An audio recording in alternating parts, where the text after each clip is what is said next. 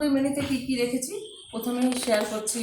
গরম গরম ধোয়া ওঠা ভাত, সাথে দই চিংড়ি, এখানে বাদাম আর নারকেল দিয়ে কচুর শাক, এখানে রাজকীয় স্বাদে পটল আলুর তরকারি, আর এখানে হচ্ছে বাটার চিকেন। আমি ভাতটা প্রথমে বেড়ে নিচ্ছি থালাতে।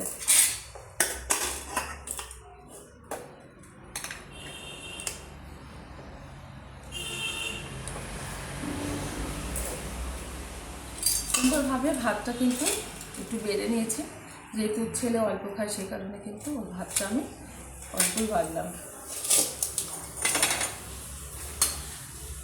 দিয়ে দেবো এবার দই চিংড়ি,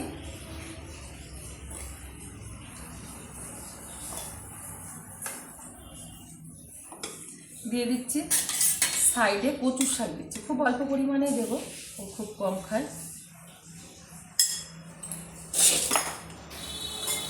দেবো এবার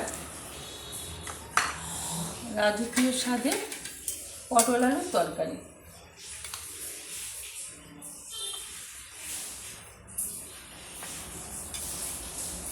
আর দিয়ে দেবো এখানে বাটার চিকেন।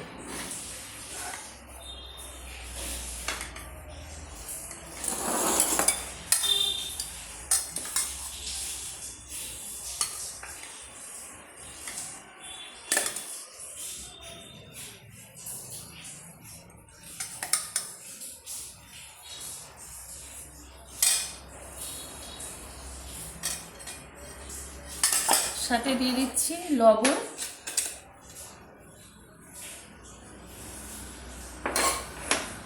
দিয়ে দেবো জল।